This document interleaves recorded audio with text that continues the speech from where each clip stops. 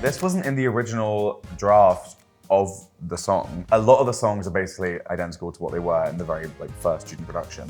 But then this was one of the bits we rewrote. The choruses were the same, but the verses... Well, it's because we weren't sure whether we were going to try and write all the songs to sound like generic pop songs that could be on the radio today, lyrically, or if we were going to lyrically actually reference the Tudor history. And then sort of by the second day of writing, we were sort of doing full-on Tudor puns and everything. Tried to elope, but the Pope said no. Exactly, but the sort of original draft of this was a sort of more a generic breakup song. And then when we kind of finished the show and then asked us to go on straight away, we were like, oh, we wish we could rewrite that bit, that song to be a little bit more specifically about her. Yeah, and you know what? I would say to this day, I'm still bloody proud of the Piticus Leviticus rhyme. It's a nice little rhyme. Yeah. But why should that story be the one I have to sing about just to win? I'm out!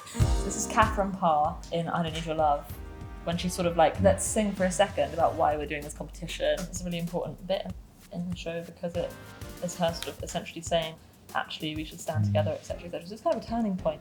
Yeah, it's a really nice moment. I remember when Anna, when she would do that, she would just care so much.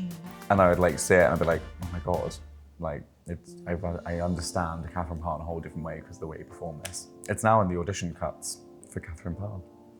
Yeah, and then it's when you're watching them do it, be like, oh, I see that you care, you know?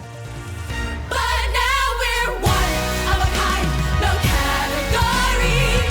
What is nice about this, I feel like I speak for both when I say we're one of a kind of category. I don't think we overthought that line. It probably was just something we were like, oh, that just feels good and feels right. And what was really nice is the way that people really respond to it. It does kind of encapsulate what the show is about in terms of them all being kind of individual but also part of a group. There's sort of lots of layers to it that people have found that we definitely didn't consciously intend, which I think is really nice. People are like, wow, this thing's for this reason. You're like, yes, we did plan it. That was intended to be that way.